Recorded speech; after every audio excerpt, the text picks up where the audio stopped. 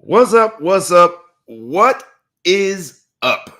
It's another Friday. It is the blackest of all Fridays, the Friday that goes by the moniker of Black Friday, when everybody wakes up early, goes out and spend all the money that they don't have, and they listen to this word called sale. This is on sale, that is on sale, so people go further and further into debt, but I digress. I'll get off my soapbox just to say, what's up? It's another episode of the Ball Hawk Sports Talk with your boy B. Bryant ESQ, aka the Ball Hawk, aka the Mouth of the South, aka Mr. Excessive Celebration, aka Breezy. A whole bunch of nicknames just to get here and talk sports, business, and entertainment. You know how we do it. It's where sports, business, and entertainment collide. We do it rough, rugged, and raw. I do it with the crew. Today's episode is going to go by the title of Thanks, but No Thanks. Thanks, but no thanks. Yes, we're all thankful that we had a very healthy and hearty meal, hopefully yesterday on Thanksgiving. Yes, we're all thankful that we did so under a nice roof over our heads. We're all thankful that we did it in a warm home of some sort. We're all thankful that we did it with family, but there were some things, there were some people, there were some situations that you could have done without at your Thanksgiving dinner. And we're going to talk about those along with a whole bunch of sports, business, and entertainment. You know how we do it. I'm joined by the crew. And with no further ado, let's hop on in. It's the Ball Hawk Sports Talk. Let's go.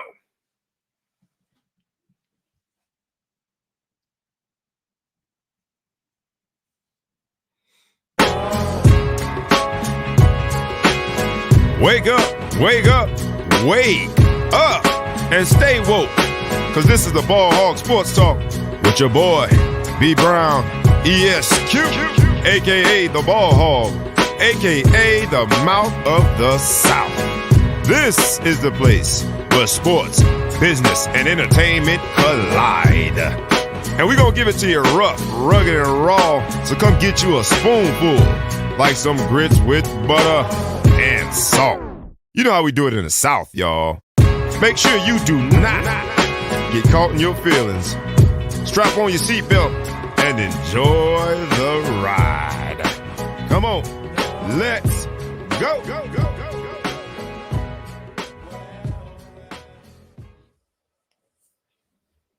Gentlemen, what's up, man? It's another Friday, and we coming at 4:30 p.m. because it's a Friday where everybody wakes up very, very late after staying up very, very late, after drinking a whole bunch of whatever you were drinking in your cup. Ain't none of my business. So we decided to go in the afternoon. This is the afternoon slot, but you know how it is. It's still rough, rugged, and raw. It's still the same crew. It's your boy, B. Brown, ESQ, a.k.a. the Ball Hawk, a.k.a. the Mouth of the South, a.k.a. Mr. Success Celebration, a.k.a. Breezy, here with the Big Flow Show. What up, man? What's good, America? Happy Thanksgiving, everybody. You know, fat people, this is our Super Bowl of holidays, and we enjoy it. In my house, there's a little bit of a problem because we went to 2 Thanksgivings and we came home without leftovers. So my son's not very happy with us, and I'm secretly mad too. I'm mad at me. I'm disappointed in me. Well, hey, you gotta travel with the Tupperware, boss. I know. It's tough. We I also just show up, pull up on we also somebody. joined by my man ETP Ellis, the producer. What's up, ETP? Chill, man. Just trying to recover from this food hangover. Straight up, but man. Everything is good. Everything is good. It is a holiday of gluttony, man. People encourage you to get more plates. They encourage you to take stuff home. They encourage you to eat every single course of the meal. And I did that and then some, and then fell asleep on the couch while watching some football. The episode title is Thanks but No Thanks. There's always something that you experience. There's always someone that you experience. There's always a piece of the experience that you could have done without. Is there something that comes to mind when we think thanks but no thanks in your Thanksgiving experience yesterday? Was it something or someone that you could have done without? I'll start with you, Big Flow Show. You know, one thing, I try to enjoy everything that's on the table. One thing I just never understood is whose idea was it to get the cranberry jello? What do you call it? Cranberry jello, whatever, cranberry sauce? Cranberry sauce. It looked like the jar in it. Like everything's supposed to be homemade on Thanksgiving, but you got this one thing that you don't describe that still got the marks from the can it came out of on there. I don't understand where that fits in, and I don't know what you're supposed to eat it with. I've been asking that question for years, and I see people grab it, but do you dip your meat into that, or what is it supposed to go on the stuff? What is Yeah, it? you make it sound disgusting. I don't know. It is disgusting. What is it? A gelatinous cranberry structure. I think it says it on the side. It says "dip your meat in this." Dip your meat in this. So I don't know. Come on. So you're not a cranberry sauce fan? Maybe I just haven't been presented it the right way. It doesn't come with directions. I don't know. I can't. It's so far from where I think something that would be good. It's me. It's on me. ETP, is there anything that you could have done without? Anyone that you could have done without? Thanks, but no thanks. When it comes to your Thanksgiving experience, what is it, man? And be brutally honest. You know how we do it here. Rough, rugged, and raw. There is nothing out of bounds. Is there someone that you could have done without? Thanks, but no thanks when it comes to your Thanksgiving experience yesterday. You know, I think the problem is there's nothing that I could have done without. So what I could have done without is taking so much, because I had to go lay down. I think I have an injury from how much food I ate. I think I'm on injured reserve. I got a scar too. I'm out 4 to 6 weeks on this. Yeah. Might as well eat. You're gonna be at home. You might as well eat for next week's game because I ate too much food. You might miss Christmas. You think 4 to 6? You think? I don't know. Christmas is questionable. I'll be back with Klay Thompson. Clay, you're gonna come back with Klay. That is crazy, man. They're 16-2, and yet Klay is on his way back. The Warriors, but for me, the thing that I could have done without. And it wasn't that bad this year because it was a smaller dwelling. But I could do without the judgment. The judgment. People counting how many drinks you didn't have. People counting how many plates. I could do without the judgment. Thanks, but no thanks. Family, they good people, man. They love you and everything. But they sure gonna judge you. How many of them drinks you gonna have? This ain't the day to do math. Don't count my drinks. This is not the day to be a mathematician. I don't need you judging me. I can do it out. So I say thanks, but no thanks for all you fake mathematicians who want to count how many pours of a particular beverage I have in my glass and how many sips I done took. Don't judge me on this day. This is a day of gluttony. So I would say thanks for no thanks. And that is my no particular personal. Everyone that was in attendance yesterday was meant to be there, man. It was special. You look back on some of those Thanksgiving experiences, for me at least, I'm without mom, right? And without my maternal grandmother, people who I really miss on Thanksgiving, man. So with no further ado, let's hop into sports business entertainment, guys. We got to have some conversations about a particular team yesterday, particular fan base that walks around and they say this particular saying. They say something about, I think it's in the description. They say something like, how about them Cowboys? And I'm here to answer the question now because I got to watch them thoroughly and meticulously yesterday. And so for anybody who asks your rhetorical question in your most obnoxious voice imaginable to mankind, how about them Cowboys? Let's answer, how about them Cowboys? Because yesterday, now this is the same Cowboy team that I picked to play in the NFC Championship game. Y'all remember that? I did it here on the Ball Hawk Sports. I said the Cowboys are going to play in the NFC Championship game. I should have known I was going for the rope-a-dope. I should have known. I fell for it, and now they've lost 3 of the last 4 games, and in very unimpressive fashion yesterday in overtime against the Raiders. And now we got to answer, how about them Cowboys?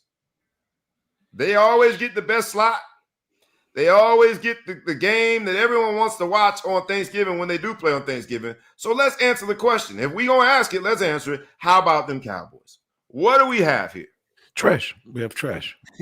You're going with trash? Trash. They're trash. They do this every year. As a guy who doesn't like the Cowboys and more importantly don't like Cowboys fans, I love it. They get you more gassed up every year.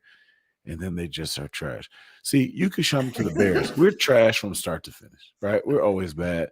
So you can go get your Sundays back with the Bears. You're like, we got something to do the Bears game on. I'll take it. We can go shopping. We can go buy flowers for the yard. I'm good. Cowboys get you thinking they're going to do something. Dak is back. Zeke doing this. Their receivers, it's trash. They lost. Both receivers were out yesterday. Not to defend them because CeeDee Lamb I think Oakland was down a pretty good receiver. Say again? I think Vegas was down a pretty good receiver. They were down a receiver too. They're down a coach. They got two I'm more just over there. saying, they of his own doing. But yes, what I'm saying to you is, I don't know. But they still going to win the NFC. They're going to still win the NFC East. The Cowboys win the division. Is the worst division in all the sports. All right, so they're guaranteed to make it to the all, playoffs. all sports. All sports. All sports. I didn't hear that. My bad. I thought he said football. You in all sports? All the sports. What division? Name a division worse than that. It'd be tough for me to do that. I can't do it right off the top of my head because you threw me off. That's just you like all that's sports. just like you just had that in your pocket the whole All time. Like you've been analyzing every sport, and you've come to this conclusion. And say NFC's worse. They're worse. I mean, you have a losing record and win. That's unbelievable. Yeah, everybody's better than you. Everybody else. Yeah. So, but the Cowboys are in the playoffs. So I still have to answer the question. Then how about them Cowboys? Because we know they make it to the playoffs. They win that division. What do they do when they get there? They are built for the playoffs. Pre the last two games where they were averaging like 140 yards rushing per game. They're built for the playoffs because they're a running team. They just didn't run the ball yesterday. Then they didn't run the ball the week before against Kansas City. But prior to that, they were considered a team that ran the ball, built for the playoffs. So that question, how about them Cowboys? Are these weeks just irrelevant? Like, is last week against Kansas City and this week against the Raiders just irrelevant because they're already basically in the playoffs because they play in the worst division in all sports. And then B, they did have CeeDee Lamb and Amari Cooper out. Zeke Elliott is dealing with a knee injury. He's trying to recover. Are we just seeing the worst of what they will be? And are they going to be a team to reckon with when it comes to playoff time? ETP, what you think? We're already halfway through the season, 7-4, 1-3 through the past month. It seems like teams have figured them out. Trayvon Diggs not getting any picks. He was on a crazy track. 6 more games to go, but they are predictable, predictably unpredictable. So no. Well, I answer the question. How about them Cowboys? I say they're not. I don't put them in the NFC Championship game anymore. Right. I am going to go ahead and take back that prediction that they make it to the NFC Championship game, but I think they make it at least second round playoffs, and at that point, do you say good season? Well, look, Dak just came back, but the expectations are always high for the Cowboys, right? Because their fans are obnoxious. Their fans are obnoxious. They're just excessive the way that they want to be real fans, but the expectations are always high. So I don't think successful season, because the people that really care are not going to be satisfied with that. But everybody else knows that they're not going to do any real damage. So yeah. Well, so you answer the question. If the rhetorical question is how about them Cowboys, and try to be objective here, Big Flow Show. I know you hate the Cowboys. You've already said it, and I've admitted to it. We all hate the Cowboys because their fans are running around making that silly statement. But if you had to answer it right from an objective football standpoint, how about them Cowboys? You say what? How about them Cowboys? 2021 season. It ends how for you? What do you think about the Cowboys? Like you said, they're gonna make it to the playoffs. I think they'll lose in the first or second game. I don't think that's a good season. I think that anything short of making it to the Super Bowl, I think is for the way that they started, everything they were doing, all the things lining up, everybody doing so good, defense so good. They're cutting, guys who started last year. They're cutting them out the what's the guy that's from Notre Dame, the linebacker. Jalen Smith. The linebacker's so good they can't even play. He's got to go. And from that standpoint, they're trash now. They lost Las Vegas yesterday, dude, on a big screen. When you lose on the big games, the Monday nights, the Sunday nights, the Thanksgiving days, that's who you are to me. And the Raiders had lost, I think, 4 straight. So it's not like the Raiders. You didn't meet a Raiders team. They had lost 4 straight after Gruden decided to reveal his ugly ways, and they departed ways with his ugly ways. They had lost 4 in a row.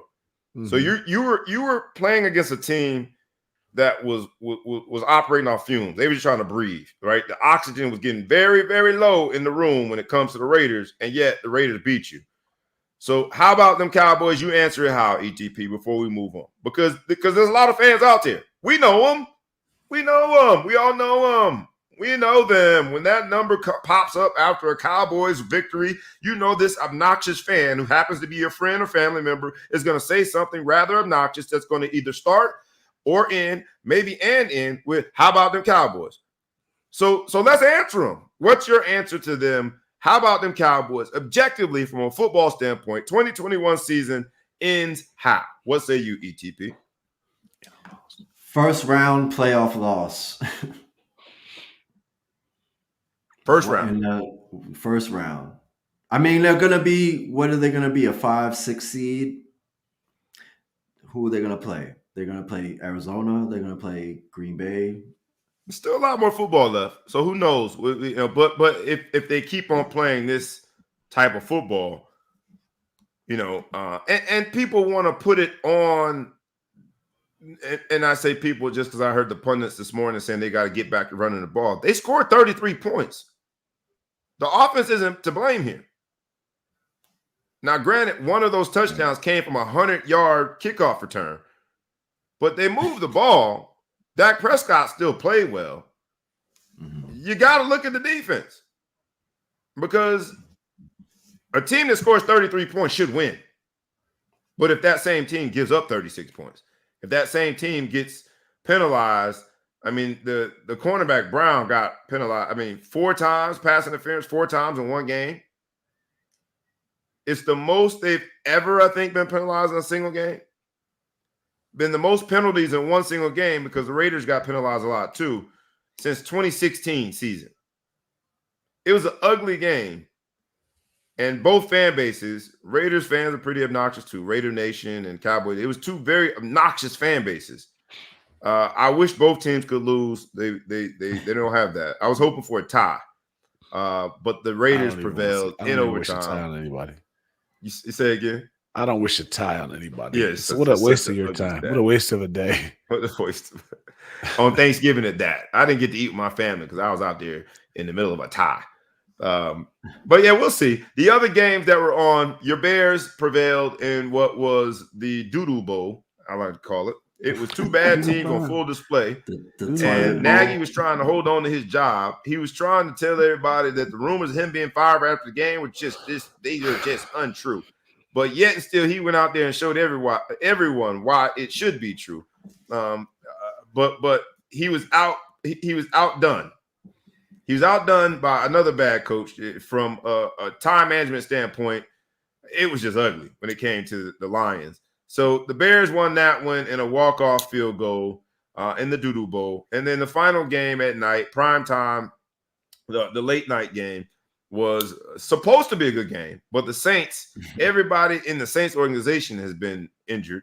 So they played with a bunch of backups, and the Buffalo Bills took full control of that in winning, going away in the night game. By then, everybody was full, everybody was asleep, everybody was drunk. So we're going to pretend like that one didn't happen. But I thought, all in all, a good day of football, celebrated by a whole bunch of people. Full off turkey and ham. NFL won that one, man. 2 games that went to the final wire, literally a field goal at the end of the game. The NFL made out really well on Thanksgiving. Any final thoughts, NFL, before we move on? NFL playoff picture. Yeah, I mean, my question is more about the day, right? Like, this is the one day, like the only time that everybody in the country can only watch a specific game. There's one game on at a time. How much longer does Detroit and Dallas need to be bad to change this rule and have different teams play on Thanksgiving Day? How many more years? Is this going to go on forever? They've lost 4 in a row. How many have they lost? They probably lost more than that. Detroit never wins. Detroit has a tie. Well, yeah, you mean on Thanksgiving? I don't know that Detroit has ever won at this point. They're so bad. Barry Sanders is the last person. That's what it is. They're still on the Barry Sanders and Megatron train. All right, we got some start. Nobody's. Is anyone on Detroit even tradable? Are they any good? It's just so bad. I didn't realize that Jared Goff was their quarterback. I felt so bad. I didn't even know who y'all quarterback was. You know how happy Stafford has to be not to be in Detroit. Oh my gosh, Stafford. I told you it wasn't me. I told you it wasn't me. Free us free. I'm out of here. I'm out of Is here. that like That's a a great marketing question. thing though? Like when they go to free agency, they're like, look, you'll get a nationally televised game at least once a year if you come to Detroit. This Is is that a this is free a fun agency fact that we pitch? gotta share. Research has us with information such that we have to share. The Lions began playing on Thanksgiving back in 1934, while the Cowboys began their Thanksgiving games in 1966. So, look, they got seniority, man. They got seniority. The Lions are going to be, unfortunately for us as real football fans, featured on Thanksgiving until the end of time, man. That is You know it what happens if the TV station refuses to air the game? The TV station boycotts. This is enough. I'm not doing this anymore. Thanks, but no thanks. Do they have a trademark or something on Thanksgiving football? I don't. Nobody else could The do it. Lions always play on Thanksgiving, and they always play poorly on Thanksgiving. Right. So- they might not. I don't know if I would say they play. They're always on TV. They show up.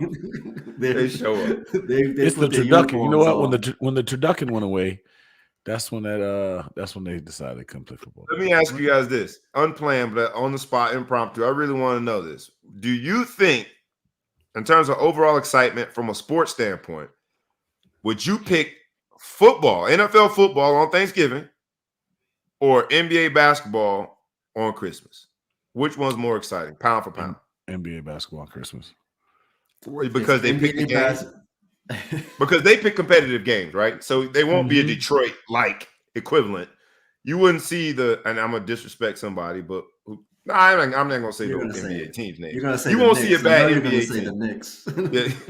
The Knicks playing well right now. That's what I wanted to say. You read my mind, but the Knicks playing well right now. You won't see a bad. I NBA like football way more than I like basketball, but the Christmas basketball is always better than this crap that we see.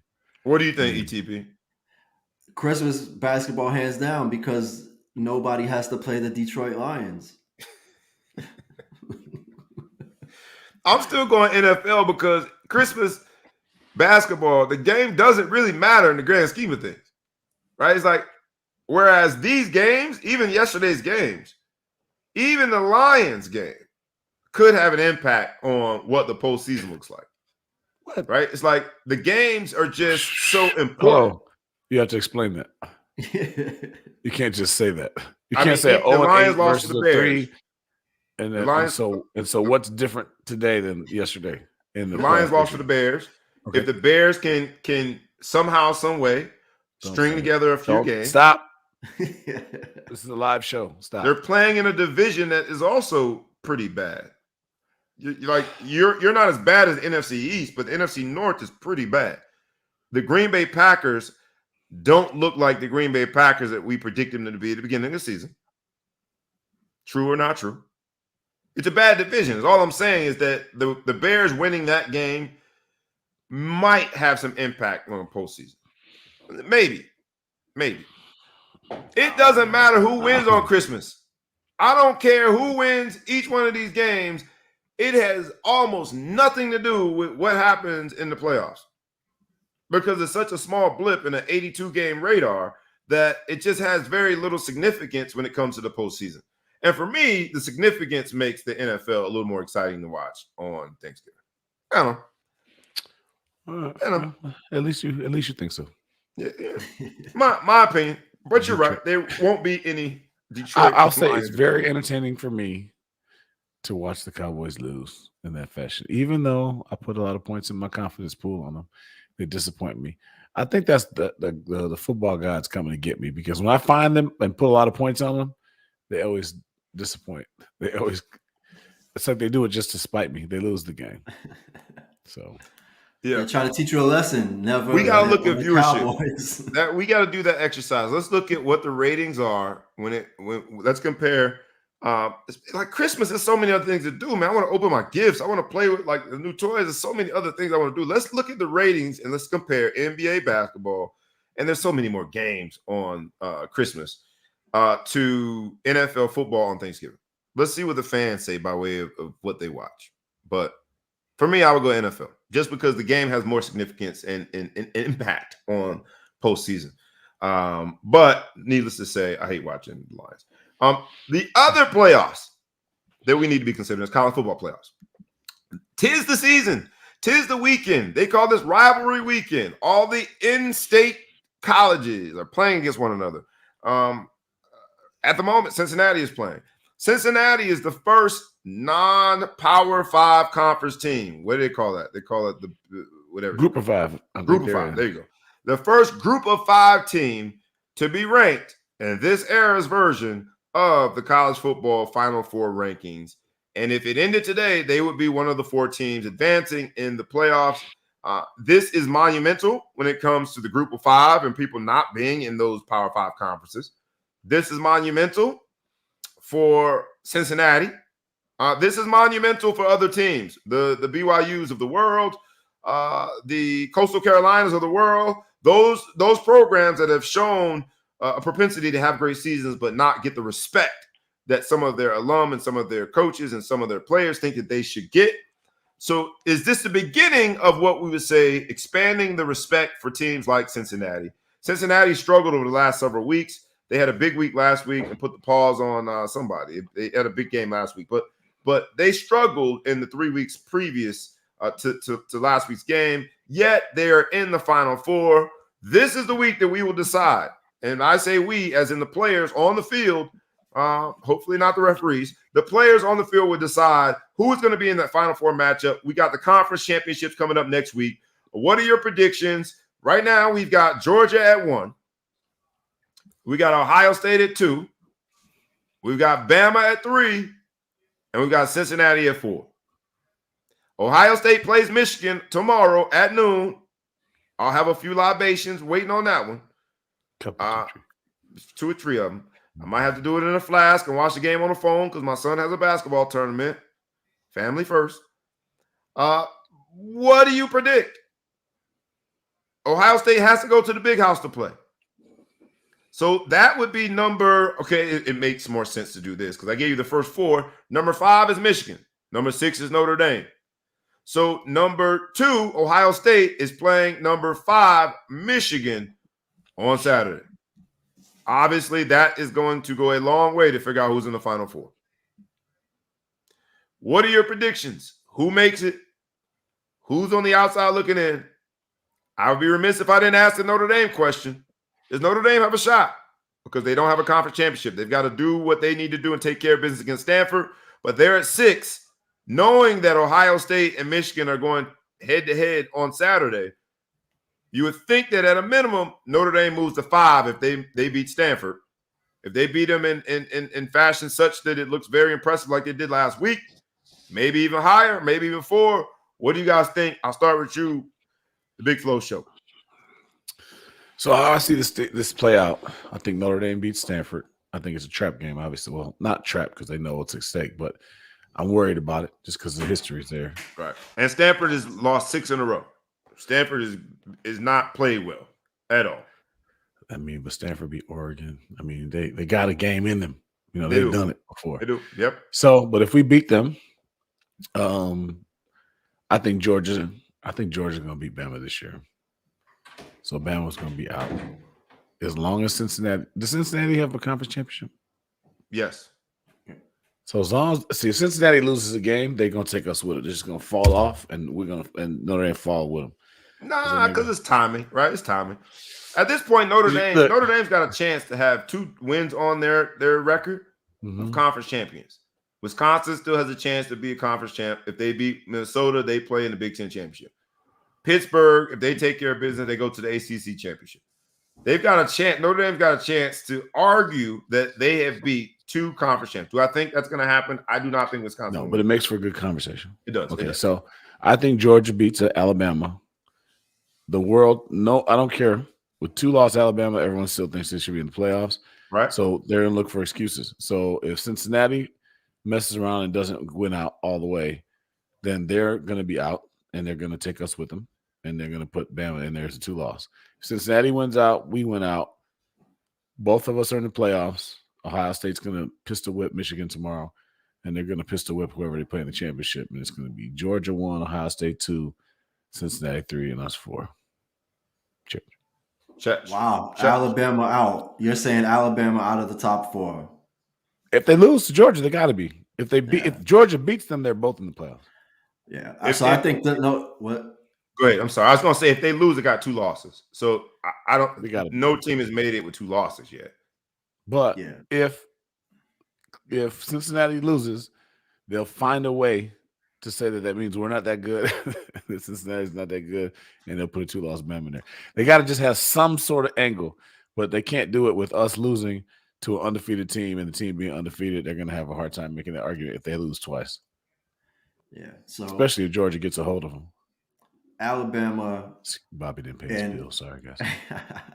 Alabama, Georgia is going to be the final. I think there's no way Alabama comes out of the top 4. I think Notre Dame ends up in the top 4 just for sake of having the controversy around the people that hate Notre Dame and think Notre Dame shouldn't be in the top 4, and then everybody else that supports Notre Dame being able to feel justified. So my 4, I say Georgia, Ohio State, Alabama, Notre Dame. Cincinnati is going to be in the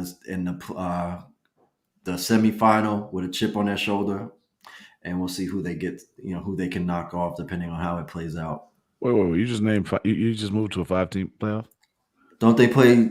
Oh, sorry, I'm thinking when they do expand it. So it's like you just moved to a 5-team. He's like, that's how we doing it. We just gonna add adjustments. Yeah. I was like, so Cincinnati will be out, and then next year when there's you say Cincinnati wins out, that we leapfrog Cincinnati.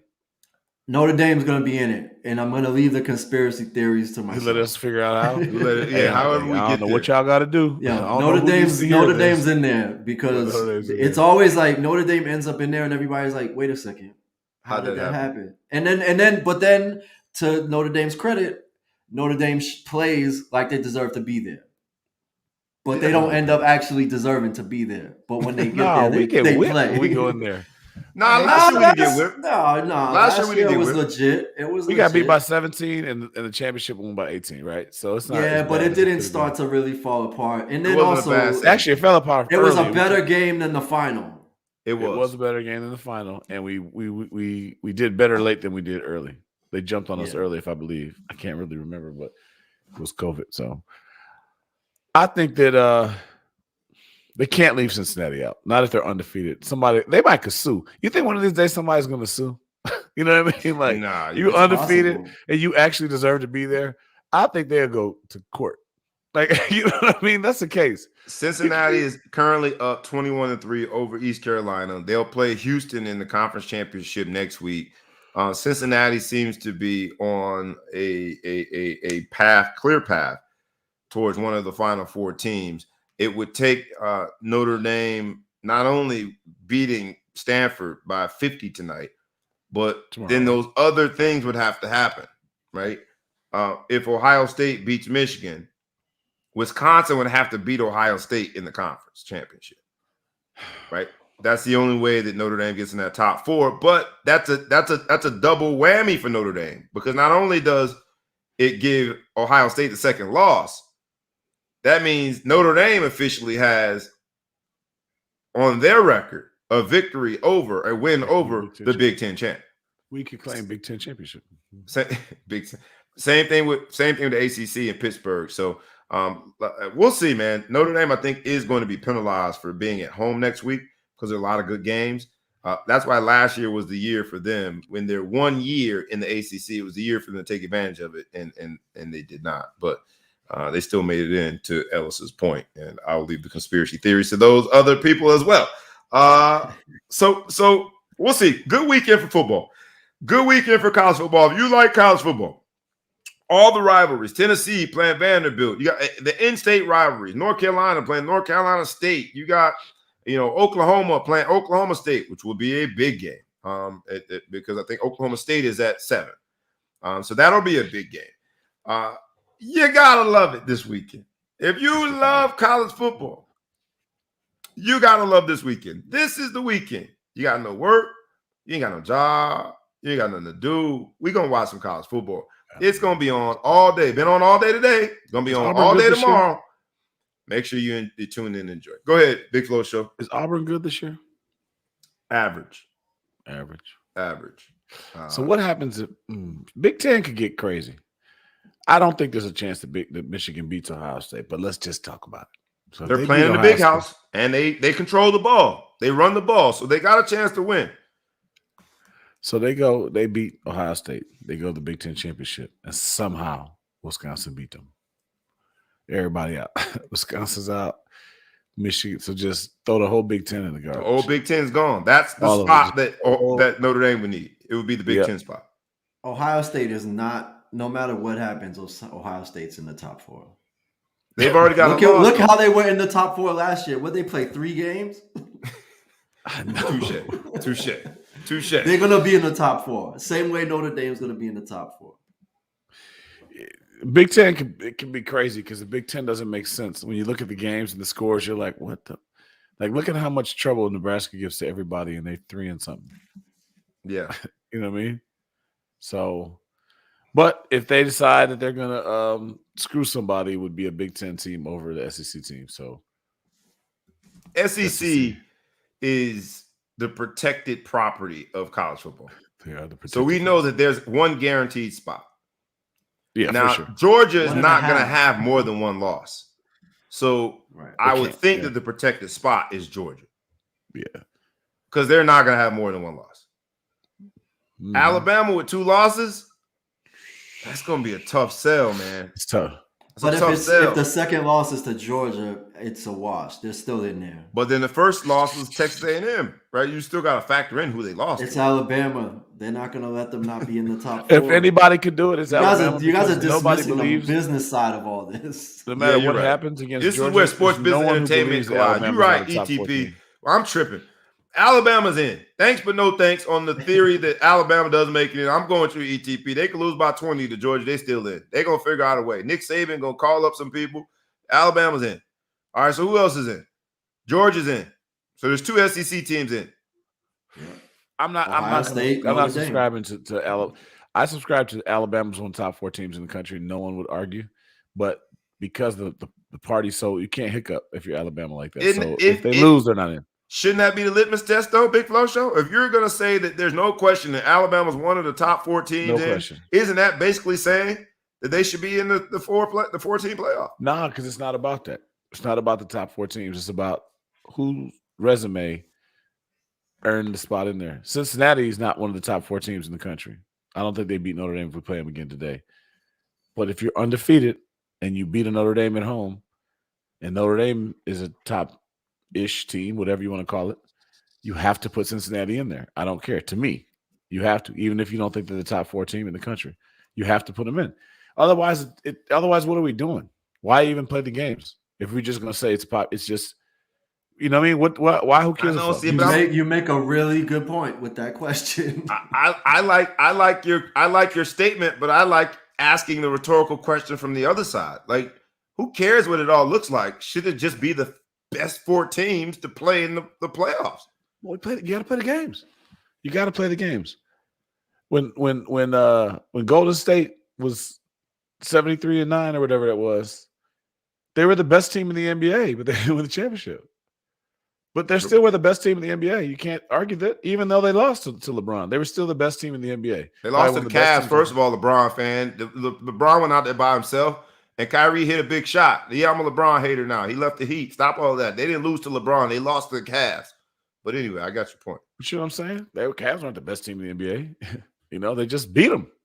So, but that they get the ring. The ring says Cavs on it. It doesn't say Golden State. So you got to play the games, man. People mess up all the time. They mess up a good thing all the time. Well, it should be good, man. We're down the stretch. This is the final stretch, and it's neck and neck. When I say neck and neck, within 2 conferences, you got in the Big Ten, you got Michigan and Ohio State. It literally is going to be a photo finish. And in the SEC with Georgia and Alabama, it's going to be a photo finish. So this is what college football fans, this weekend is how we draw it up. This is how you draw it up. You want it to come down to who wins in rivalry games, who wins in conference championships to determine who gets to play for the national championship. So I love the fact that we have this weekend all set up for us as true college football fans. So we'll see. We got to talk about another person who you just alluded to, because I want to call this week the week of LeBron. we go from Friday to Friday. We only once a week. So we didn't really get to chime in on what was an interesting exchange with Detroit Pistons Isaiah Stewart.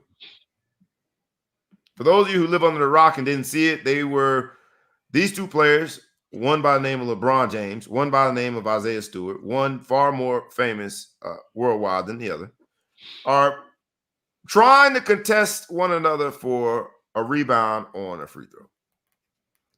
What happens next leads to a series of events that I want to now dub as the week of LeBron. LeBron, according to LeBron and all his sycophants, his fans. Hold on. Can you run that back? What was that word?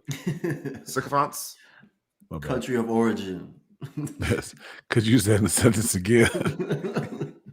Sycophants. All Hey, of look, his man, I come here to disciples and learn, man. worshipers. Some people think I come to make jokes. I come here to learn.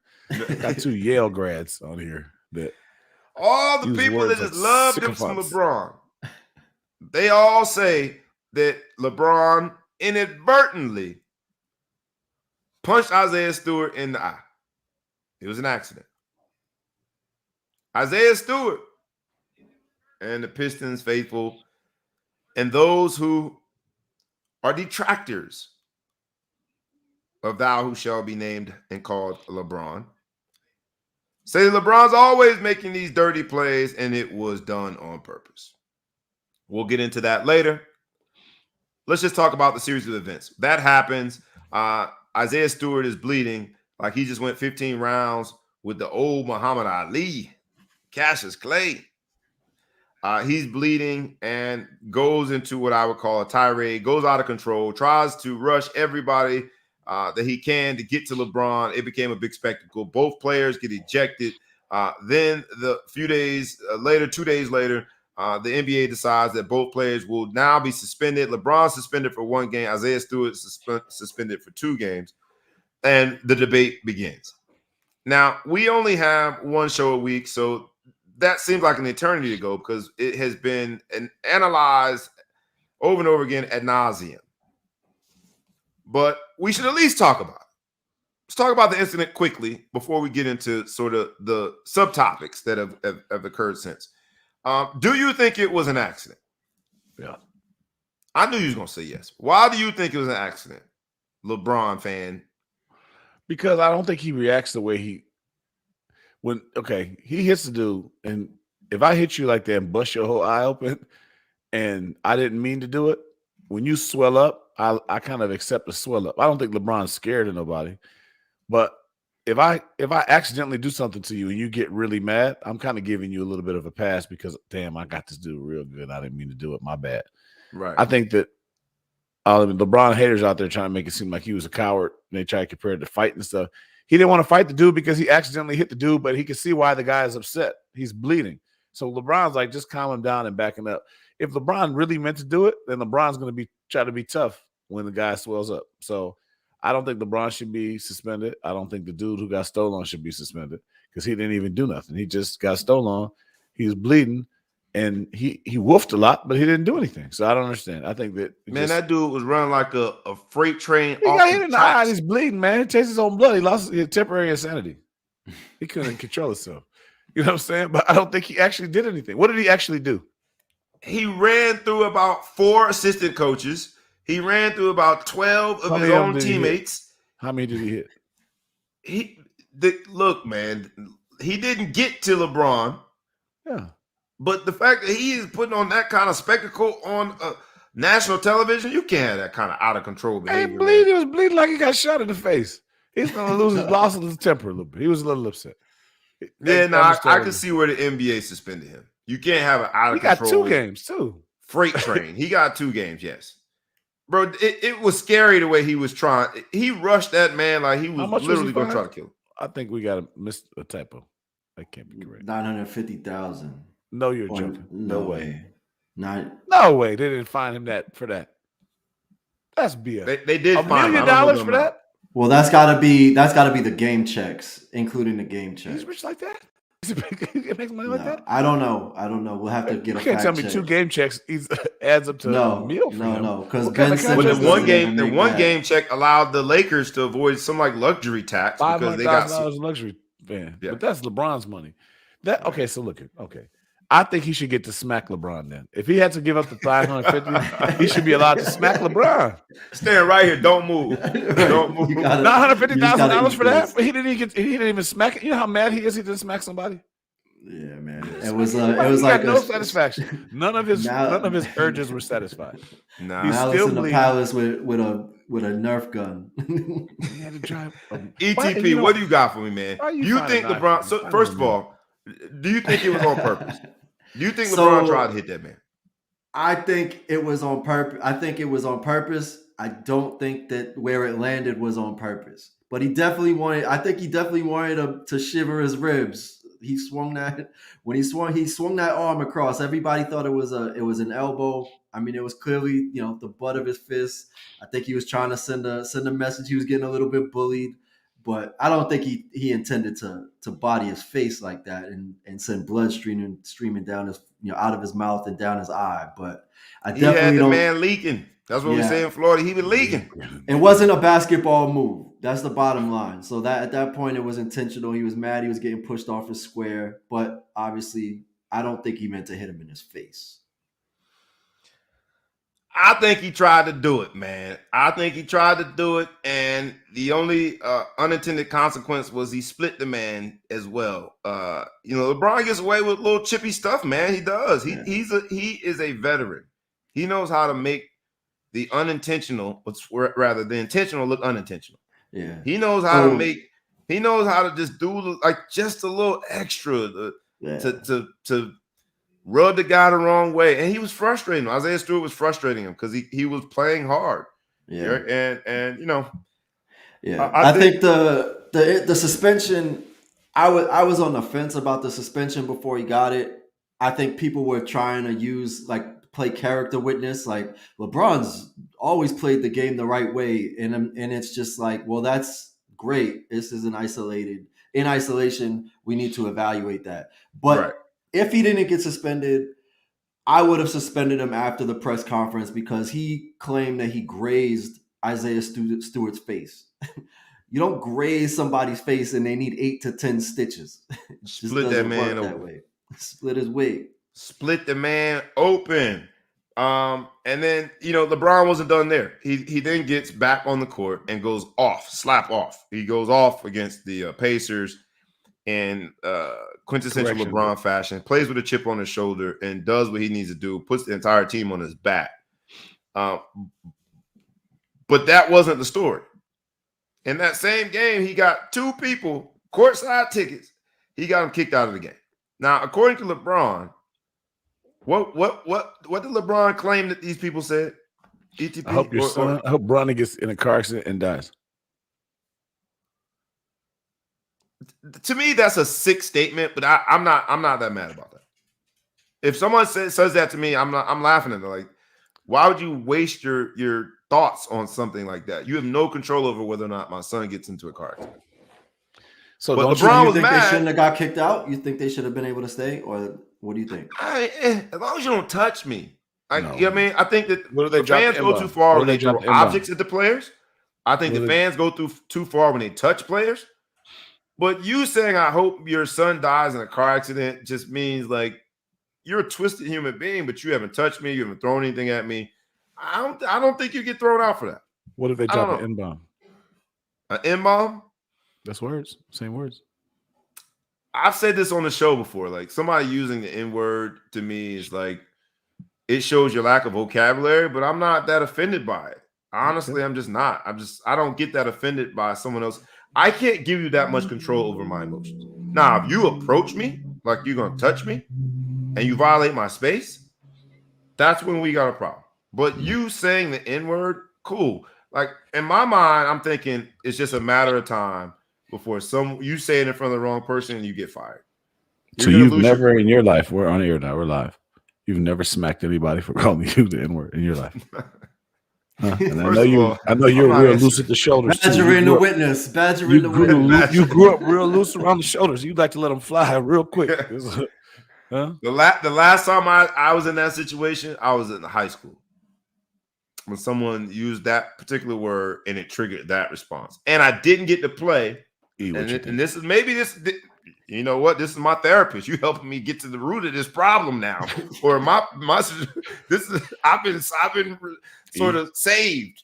I've been healed because I didn't get to play my sophomore year. I didn't get to play against our rival Dillard High School in what would have been at that point my biggest high school game, because I let some little whatever warped mind little kid that didn't look like me from my neighborhood use the N-word, and somebody hyped me up, put battery cables in my back. Are you gonna let him say that?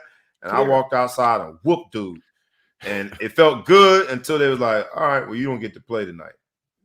I was just like, wait, what you talking about? Like, there's a bunch of scouts here. Like, this was just a whole, he said the N-word. I whooped him. Just a few B's. Yeah. And so I'm not letting nobody control my emotions like that. Not as a grown-up. But do you? I guess it comes down to: do you think they should be allowed to use that type of language as a spectator? Does the ticket provide also a license to verbal abuse, or should they have been ejected? Verbal abuse. I think that's part of the ticket price. Not physical of any sort. Physical of any sort, no. But you can say anything that you want. Yeah. Nothing physical. Don't throw anything at me. Don't approach the court. Don't touch me when I'm leaving. But you can say whatever you want to say. Remember courtside tickets? Say what you want to say. Yeah, that's a heavy price of admission too. I disagree. You disagree. You think that somebody saying that about in the middle of a game, he should have had to sit there and have listen to people say, "I hope your child dies." He shouldn't have to listen to that.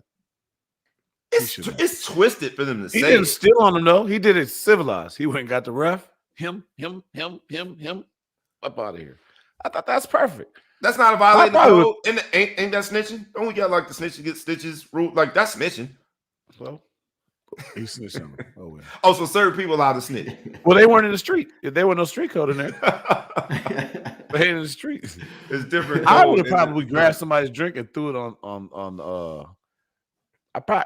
Honestly, if you said my kid gonna die, this is gonna be popular, I probably would have tried to get a drink and dumped it on the woman's head to make the dude feel like he needs to fight me. Then you have the license to fight. Swing on me. He swung on me. What am I supposed to do? Right. But that's the way I'm gonna do it. I'm not gonna, I'm not believing of using women, but a little drink ain't gonna do too much. But I'm gonna make sure he feels the need to defend her honor the way I defended my son's honor. He's gonna get up and smack me, and I'm gonna. It's gonna happen. Oh, don't stop now. Oh, now you got restraint. Yeah, right. You got to that point, and now so you got restraint. Know what? Any women watching, man, I don't know who I watch. I don't believe in hitting women. I don't believe in that type of stuff. But if you tell me my kid dies, I might wash some of that gray out of your hair. Wash that gray out. When we first talked about this story, and to the Big Flow Show's credit, he was as upset initially when he heard this as he's describing it. But I just don't, and you had like this visceral reaction to it. Just I don't know, man. It doesn't, because that man has no control over whether or not LeBron James' son gets into a car accident. So I'm like, why would you even waste your energy and vibes on that? Like, matter of fact, I would think I'm feeling sorry for you because it's gonna probably happen to one of your kids or someone in your family to have that. I would be more restrained if you dropped the N-bomb on me than if you say something about my children. That's the way I am. I'm a protective. It would bother me so much that you said it. Something would happen.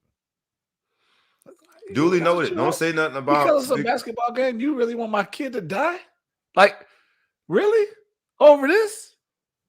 Take this. But they don't really want your kid to die. What they really were trying to do, they just want you to miss the shot. Is what you were doing, is reacting. Death and miss I free didn't throw. really want his kid to die. That's it. He wish hell. I confused vehicular homicide with a missed free throw. Sorry, but the week of LeBron didn't end there, because Enes Kanter, who has been notorious for calling out the dictatorship in China and the Human rights issues. I guess the best way to put it. I don't want to go too far in because they'd be pulled the plug on us. But the human rights issues in China, Enes Kanter has been out front talking about it unapologetically, even asking the NBA to reconsider its relationship with China and its dependence on some of the broadcasting that they do in China. And Enes Kanter has gone even further and called out LeBron and said, basically, he called him fake woke. Said, you're out here with all these social justice causes, yet and still, your sneakers benefit from that country. And he also called out Michael Jordan. And another player said that LeBron's not as feared as a player as he once was. So it's just been a real interesting week for LeBron. Does Enes Kanter have a point? Now, I have defended Michael Jordan saying that maybe he's just not a social justice person. He's not an activist, and you can't force everyone to be an activist. But when it comes to LeBron James has been comfortably described and been in the driver's seat of what you would consider an activist in certain areas, a social activism. And so does Enes Kanter have a point? Does Enes Kanter have a point calling out LeBron when it comes to this? I'll start with you, ETP. I think Enes Kanter has a point about addressing issues. But at the end of the day, everybody has an option of when they speak out, right? And if they know, but obviously LeBron, Nike, Michael Jordan, they're all invested and their commercial and financial success is justifiably and legitimately tied up in the Chinese economy, right? Like that's a big market for them. That's obviously, it's where a lot of the manufacturing happens. But that being said, human rights issues, LeBron has been consistent in terms of what he's spoken about in relation to how his personal experience and what socially he's connected to. So to expect him to go beyond and into other countries, and LeBron doesn't even have a college degree. Presents as one of the most intelligent people in the world, right? Like, I'm not saying he's not intelligent, but he did not even study foreign relations in college. So the idea that you're expecting him to be fully informed, to have a specific opinion about these things, it's a lot to ask. And Enes Kanter is just basically pointing fingers at things where it was the same thing when LeBron didn't disclose or didn't promote getting the vaccine. It's like, why are you holding LeBron as a criminal because he's not promoting the vaccine? He's not the one that's the cause of the issue. So it's the similar thing. And LeBron even said it himself. Like, Enes Kanter's trying to get publicity by putting LeBron's name in his mouth and tying LeBron to this issue. But a human rights issue and then vilifying somebody for not speaking out about it are two different things. But fortunately, all of this is to say there might be some people that are learning about injustices that in places where they weren't aware of before. So it has to be a positive. But Enes Kanter is not the one to be calling out anybody about what they are and aren't doing to forward a social justice cause. How would you chime in on that? The Big Flow show as it comes to Enes Kanter and him. I don't know if he called him out. I guess he did call him out, but I think what he was trying to say is if you're going to be a social justice person, let's raise the bar and make it a little broader, because the social justice or injustices occurring in China are, from just an overall atrocity standpoint, are go far wider than what we see here in this country. What do you think about a Big Flow show? I go back and forth, but I think I land on saying it's kind of a fair criticism. If you really look at it, you're a social justice activist. I'm not saying you have to have every cause has to be yours. I do believe that he doesn't have to tell everybody that he got vaccinated because he got vaccinated because he doesn't want to put pressure on people who don't. I can respect that from sitting on the sidelines for that because he's not a scientist, he's not a doctor, and he probably would have a hard conscience telling people they had to do something that later turned out to be negative. And he knows that there are some questions. Okay, got it. Put that on the shelf. But at $250, $240 a gym shoe, I believe if LeBron James said he wanted his shoes to be made, even if it wasn't in the United States, in another country that didn't treat people as poorly as they get treated in in China, they probably would do it. You know what I mean? Like he actually could get it done. Like, for instance, go to Haiti and make the shoes. We got people over there that would work for less money than you think. Where's Haiti? Where's Haiti? Haiti. I was like, what? For those of you who don't know, the Big Flow Show has some Haitian links. So he says. But I'm saying, allegedly. I think LeBron could figure out. Tampering. You're tampering with the trying to get a trade over to Haiti. Could survive without China. He could still make big bread. He could still be multi-millionaire without China. He can make a huge statement by saying, I want you guys to do this someplace else unless they do things differently over there. And he's choosing money over the stance. So I'm not saying I would do it if I was LeBron, but I'm saying that if you're going to be an activist and you're going to claim that you're about human rights and whatever, it's a fair criticism. I mean, you got to open yourself up to it. But he's saying, I can't give up all my bread. You know what I'm saying? That's where LeBron's drawn a line, and he's already rich. Do you think that, because it seems like with name, image, and likeness, and Generation Z being far more committed to being activists when it comes to human rights in areas well beyond the U.S. borders. Maybe it's not LeBron. It definitely wasn't Michael Jordan. But are we getting to that point where the next superstar, because of the momentum that they have by way of name, image, and likeness, because of them being committed since they were 10, 11 years old to causes to protect the world, save the world, to be activists with human rights, I think we might be getting to the point where someone could change the entire supply chain in Nike. Well, right? I don't know if it's going to be LeBron, because LeBron is still sort of, LeBron's 19 years into the NBA. He's really the old guard. Right. So I don't know if it's him, right? I don't think that anyone would have thought that there was even an opportunity to change the supply chain of your sneaker. Yeah. Right. Yeah. And so what Enes Kanter is saying sounds like a Generation Z personality could do it, not a millennial. Yeah, no, I mean, I think that's kind of the key question, right? Is the supply chain, because you're not just saying LeBron influencing one. I mean, the question is, like, LeBron is influential. Is LeBron influential enough to get Nike to change their policies, to change their entire supply chain, which is not just the LeBron James brand, which is not just the Michael Jordan, Air Jordan brand, which is a global company, and it took them decades to set up a supply chain to be able to manufacture and mass produce the quality of products that they're doing. So the idea that that's going to change, but ultimately, like, Flint, Michigan still doesn't have clean water. Like, what are we talking about? How many things is every single celebrity responsible for? Because we can solve smaller problems. Those aren't being solved. So, yeah, it would be helpful if LeBron said, look, ideally China would would operate in these ways, or call it out or draw attention to it. But there's an issue in every neighborhood. There's an issue everywhere. So where do you draw the line, and how do you hold such accountability? Like, we all of us transfer and trade the same currency, and we're in a capitalist society.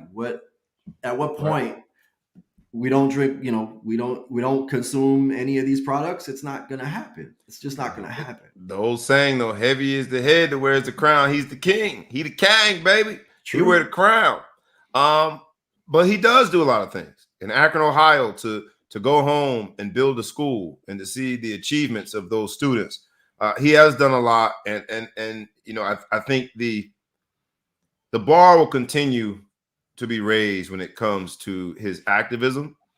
I love the man that he's become, even if I'm a hater as a Miami Heat fan. He left us, right? I'm a bitter ex. I am, admittedly. I can't help but acknowledge all that he has done. It's interesting to see that this conversation is coming from a fellow NBA player. And I think that we're going to see activism grow and develop when it comes to athletes. So this is an interesting conversation. Very interesting week for LeBron James. But just as interesting of a week for another NBA guy. Ben Simmons, because it's been reported that Ben Simmons might be back on the court playing for the 76ers, not because all is well, not because they have kissed and made up, not because he is over his mental health issues, not because he is now deciding to give the fans what they have paid to see. No, it's been rumored that he might be back playing for the 76ers because of money issues, cash flow issues. Now, there is no way to verify this whatsoever, but at the Ball Hawk Sports Talk, where sports, business, and entertainment collide, one thing we've always talked about here is personal finances. One thing we've always talked about here is how these athletes are being thrust into a whole new income bracket, and a whole new tax bracket, how they can create generational wealth, how their kids and their kids could possibly never have to work if they do right by their money. So to hear a story, and again, it's just a story, it's just a rumor, that Ben Simmons could go back on the court because of money woes is something that here at the Ball Hawk Sports Talk, we got to talk about it. I hope that's not the case. I hope it's just a rumor. But having said that, what do you guys think? Could this be the one catalyst to put Ben Simmons back in the 76ers uniform and back in the lineup? And if so, what does it say? Not just about him, but because I think each one of these examples is just an example of dare I call it, not a pandemic, but of a cultural issue that we see still persists in professional sports, despite all of the examples. 30 for 30 did the whole show, broke. Despite all the examples that we have of athletes that have gone on, made tons of money and spent it all.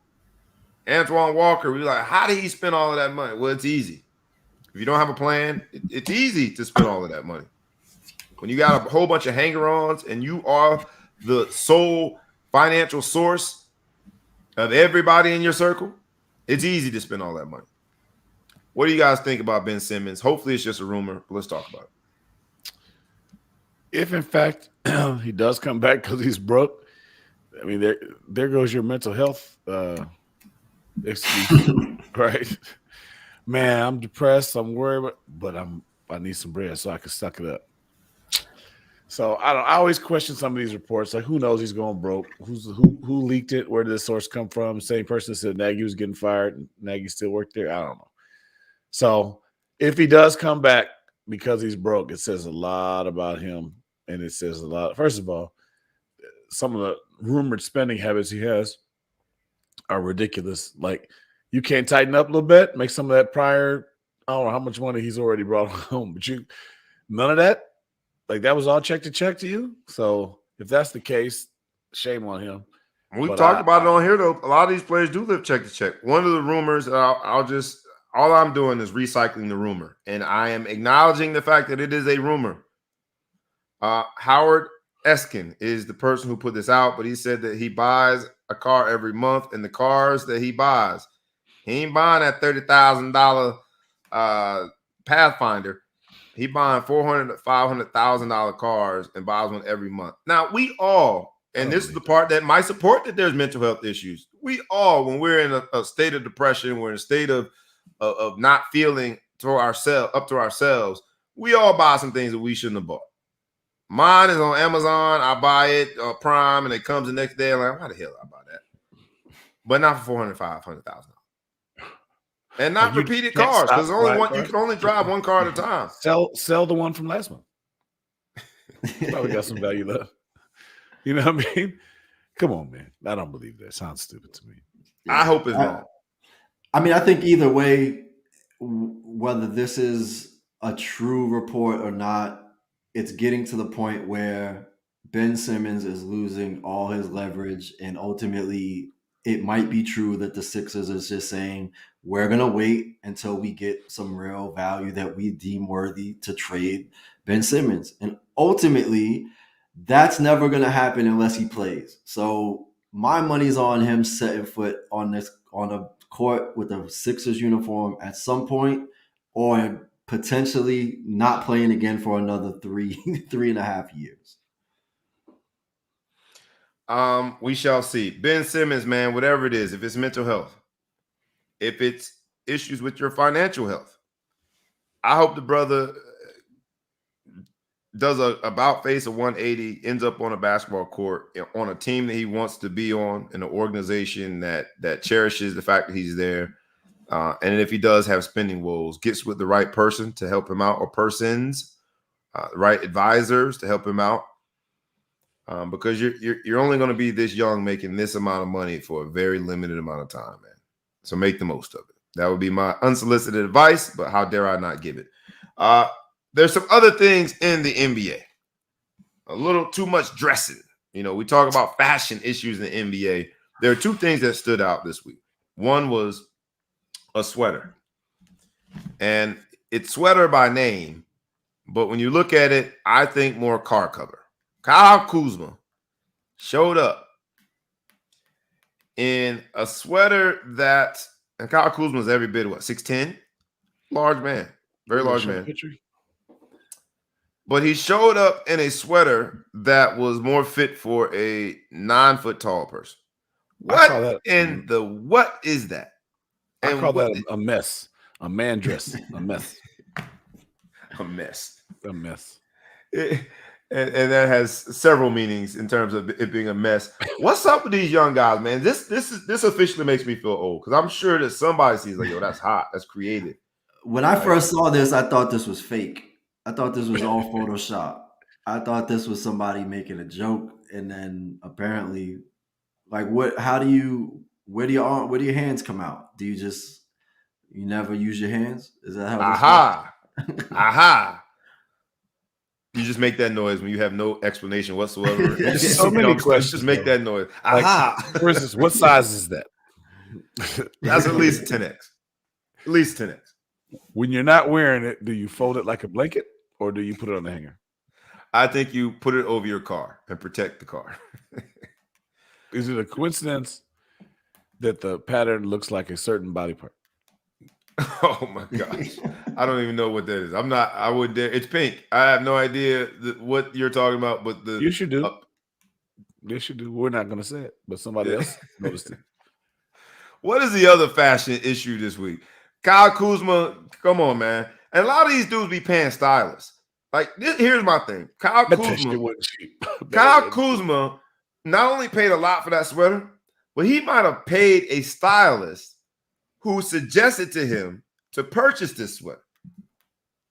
Dwayne Wade did it all the time. $1,500. So not crazy expensive for his budget. But if it looks like that, I wouldn't have paid $15 for it. He paid $1,500. The other thing this week was my man, Easy Money Sniper, baby. You know who he is. KD himself. KD can't win from losing, man. He posted a picture. Someone posted a picture, and they somehow highlighted the thinnest sliver of skin, because he wears the long, the tights or whatever, the knee brace. The thinnest sliver of skin, but that skin has been dubbed reptile skin. It was the ashiest of ashiest. Now, I always used to tell my youth football team, East Orange Junior Jaguars, I used to be like, man, don't show up with lotion on. Don't show up with chapstick on. That means you was focused on the wrong thing. So I give him credit for showing up ashy. But Twitter gave it to him. And he responded with, y'all about to make me pull out my y'all still broke card if y'all keep this up. You know, F y'all. I thought it was pretty funny. Look at that. It's the thinnest sliver. I don't know how they blew that up. But the thing that you see in the middle there, that gray reptilish looking thin slice, is his leg. That's his leg. It looks like he's still in the wrapper. Like he needs to pull the protective coating off. You think that's what it was? I think that's how you're supposed to show up. Man. Like when you buy a new dishwasher? What do you mean the protective coating? It's like his legs. Like he just got those. That's how you're supposed to show up to play basketball. That looks to me like a man focused. He ready to play basketball. It's ashy. It's skinny. It's like the size of a forearm at the wrist. It's skinny. It's so ashy though. And you know the thing is, you can't get that ashy in a day. Like that's built up. He hasn't lotioned since COVID. No. Because there's scars on there. cracks and stuff. That's But not one day's worth of that's action. winter. Like that's winter grade, and we're not Yeah. in winter yet. So he had it at least since last year. He's still ashy from the And last time he you won a combine this championship. with his hair, and he gets the Ashy Larry Award. And to me, I think that's a good thing for a basketball player, though, man. If you put that lotion on your hands, gonna mess up your shot. The man shows up ready to play basketball. Whoever blew this up and pointed this out, man, y'all wrong for that. The man just wants to do his job. He just looks to me wakes like up someone and wants to hoops. show He up, don't do nothing else. his job. He don't want to do nothing else. He want to shoot the basketball. It's evident by the way his skin looks. He doesn't care about all the other stuff in life. He cares about putting that ball in the basket. That's all he cares about, and that is obvious by that reptile skin right there, man. Shout out to KD, man. Maybe he's allergic to cocoa butter. You think that? I'm an ashy guy too, man. So I like this. I'm one of them dudes. I'm ashy before. Have you been this ashy? Yes. I might be right now. I might be this ashy. I don't know. That looks like it takes effort, like time. You gotta. That's like dry age. You have to stop caring. I mean, you make too much money for this. Somebody too much money for this. He got all his checks. He got checks he hasn't cashed yet because he don't have no. Right. I never the little hair and beard thing you're seeing up there with the smile. His mama must have been in town or something.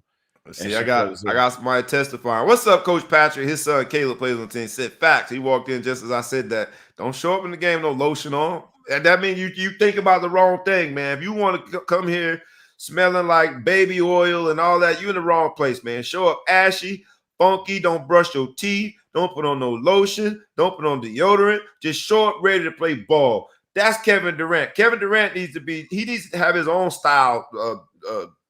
I don't know, style advisory company where he's the opposite of the stylist.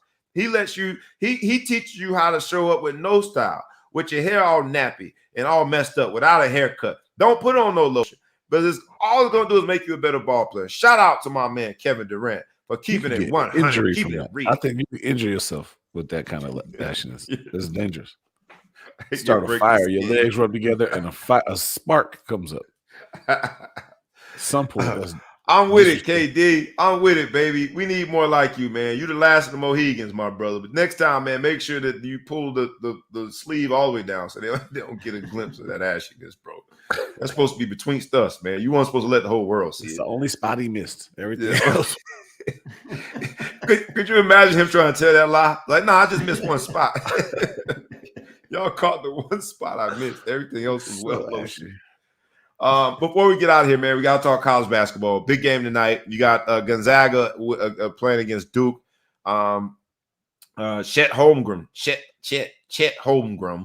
from Gonzaga, the 7-footer who was the number one player coming out last year, is playing against I don't say how the guy's name. How you say that guy's name from wherever he's from?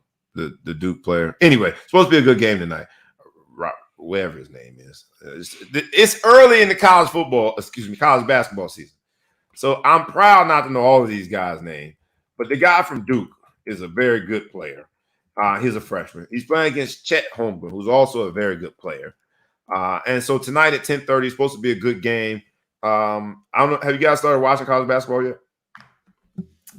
I have not. Not yet.